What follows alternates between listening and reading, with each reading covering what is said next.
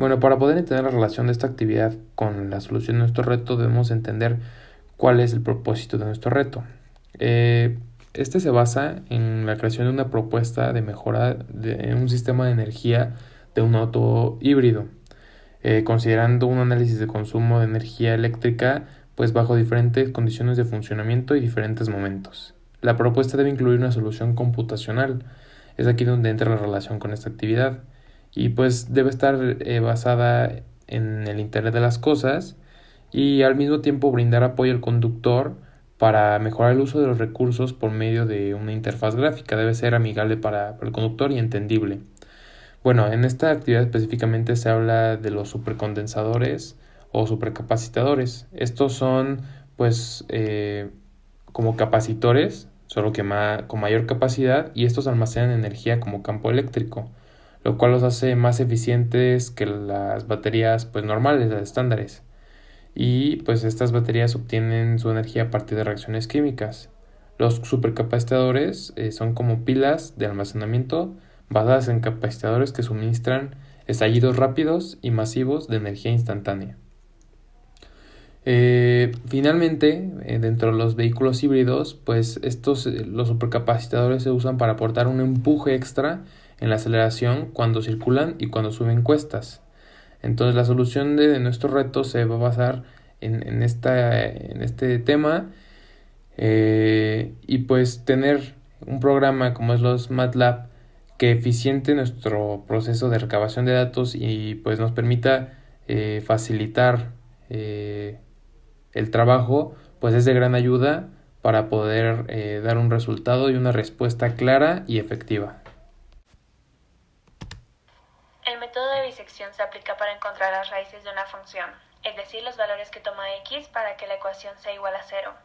Este método resuelve ecuaciones algebraicas y trascendentes, basada en el teorema de Bolzano, el cual indica que toda aquella función continua con un intervalo cerrado entre a, b, donde el signo de la función en el extremo a es distinto al del extremo b del intervalo, entonces existe por lo menos una raíz real. Suponiendo que la raíz que buscamos es este rectángulo rosa, lo que hace el método es partir en dos límites, superior e inferior, con la finalidad de eliminar bloques que no nos sirven. Teniendo ahora otros dos nuevos límites, se vuelve a partir por la mitad, y así sucesivamente hasta llegar al valor de nuestra raíz. Empezamos sacando el punto medio sumando los límites, después dividiéndolos entre 2. Posterior a esto, se evalúa la función con el límite a y b junto con el punto medio obtenido del paso 1. Después nos concentramos en los signos de los valores obtenidos del paso 2 para descartar aquel signo que se repita, y está a un extremo, sin olvidar que los otros dos puntos se volverán ahora en los nuevos límites. Paso 4. Calcular el error. Extremo superior menos inferior entre 2. Este error determinará si debemos seguir iterando o no. Como el error calculado fue 50, un valor bastante alejado del 1, siendo este el error que se nos proporcionó en el problema, se vuelve a iterar. Sin embargo, con el nuevo intervalo que calculamos en el paso 3. Número 7, donde el error calculado es de 0.078, menor a 1, cumpliendo con la definición de este método, que dice que f de x es igual a 0 o se aproxima a él. En conclusión, nuestra raíz aproximada es de 0.4609. Hablando un poquito sobre el método numérico de punto fijo en nuestro programa, tenemos que explicar primero que es un método abierto e iterativo. Este tiene como función encontrar las raíces de una función principal y poner los puntos fijos en una ecuación alternativa. El primer paso es igualar f de x a 0 y g de x a x. Para el proceso iterativo se tiene que utilizar un punto inicial de x igual a 0. Se calcula el nuevo valor como segundo paso con la ecuación siguiente y si se llega a la tolerancia requerida se usa la ecuación que se muestra en pantalla en el diagrama de flujo. Si sí se llegó, tienes que observar que si g de x es menor que 1, el algoritmo se converge linealmente. Si g de x es mayor o igual a 1, el algoritmo diverge. Si no lo lograste, se repite hasta llegar a la tolerancia requerida. En el código de MATLAB primero se crea la función de punto fijo con argumento de salida en x. y los argumentos de entrada en x como x0 y error. Se convierte en string la entrada de x para la expresión que se va a evaluar. Después asignas la variable x anterior el valor de x0 y se inicializa el error verdadero que está expresada como et en 1. Y luego se hace un ciclo while que hace que que se va a repetir el código hasta que se cumpla esa condición que se muestra en pantalla.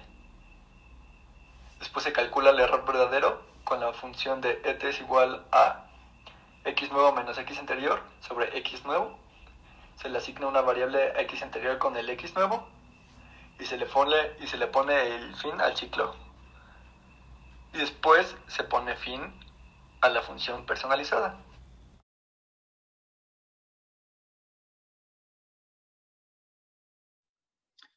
Para la interpretación de los casos en la simulación del segundo avance del reto, tenemos este primer, donde podemos ver que tenemos una resistencia de 58,000 ohms, una corriente de 1.5 por 10 a la menos 6 farads y 30 voltios. Al correr el programa podemos ver que, podemos ver la gráfica del lado derecho. Al interpretar esta gráfica podemos notar que la carga del capacitor inicia en 0, pues no hay corriente en el sistema. Cuando se abre la corriente no se alcanza a apreciar porque es muy pequeña la corriente, pero la corriente debe de tener un pico en el que inicia en 0, llega a su máximo valor y luego mientras se vaya cargando el capacitor, el valor de la corriente regresa a 0. Cuando el capacitor llega a su máxima capacidad de carga, es cuando la corriente alcanza el valor de 0. Cabe mencionar que este capacitor va a llegar a una carga de 30 voltios, en este caso de la simulación 1, porque como funcionan estos circuitos cerrados, nuestra batería vendría teniendo un voltaje del mismo valor. Entonces, cuando el capacitor llega al voltaje de nuestra batería, nuestra corriente va a dejar de fluir a lo largo del circuito. En la simulación 2 tenemos una situación parecida, solo que esta la podemos observar un poquito mejor, donde pues, la corriente ya llegó a su máximo valor y conforme el capacitor se viene cargando, esta corriente va a disminuir a 0. Aquí lo podemos observar de mejor manera porque tenemos una resistencia menor, una corriente mayor a la de nuestra simulación 1 y un voltaje menor que también nos permite apreciar la carga del capacitor, que es un poquito más lenta. De hecho, aquí, como se puede ver, no llega hasta los 10 voltios, pero en teoría, conforme pasa el tiempo, debería llegar a esa carga de 10 y nuestra corriente debería llegar al 0, de tal manera que en el circuito dejaría de fluir esta corriente.